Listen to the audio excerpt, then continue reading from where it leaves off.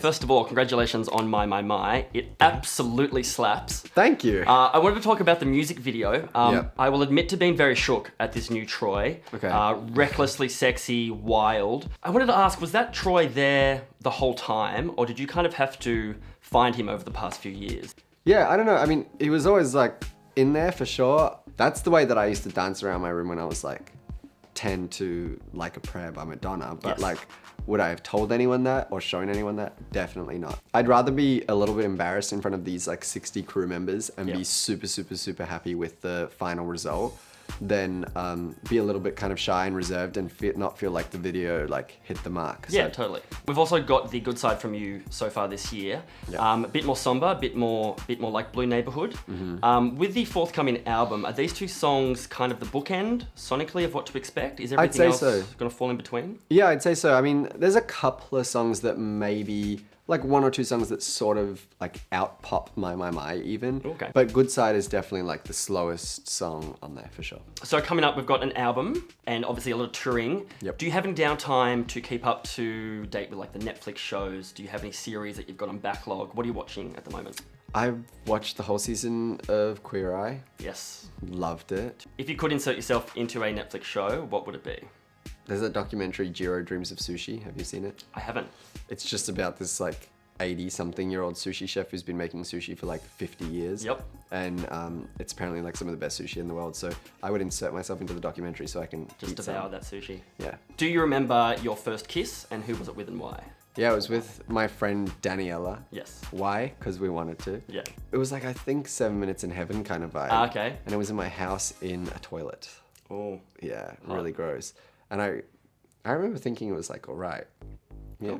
Oh, is Danielle still out there somewhere? Yeah, I saw her literally yesterday. Oh, yay. Oh, Yeah, that's we're still awesome. friends. You've grown up, obviously, in the spotlight from a very young age. What's that experience been like, having your fans kind of go through adulthood and stuff at the same time that you have?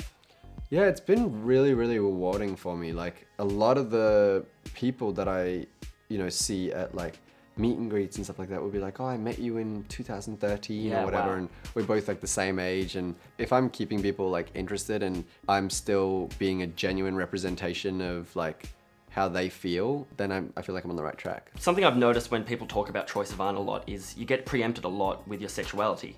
And I know you're very comfortable with being known as a queer musician, but I wanted to ask, do you feel that you make queer music? I was talking to my dad about this the other day.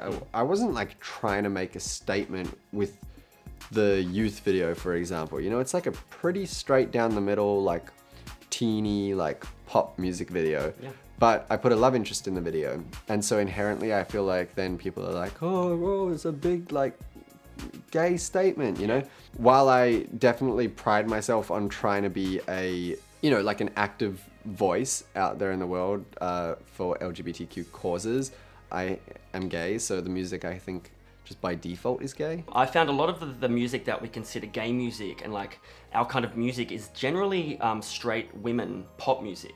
But I feel lately with people like you, Years and Years just released a new very sexy song today. Yeah, cool.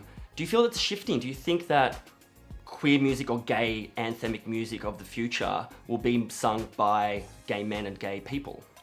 I hope so. I think that in the past we've always turned to sort of like really brave, loud voices, allies, from outside Yes. of the community who are like genuinely here to support. Maybe because the world wasn't super down to hear it from an actual queer person. But maybe we're at the point now where we can finally start to, rely on queer people to kind of speak for themselves. Thank you so much for talking to us. No and worries. Good luck for the rest of the year. Thanks. Thanks, Troy.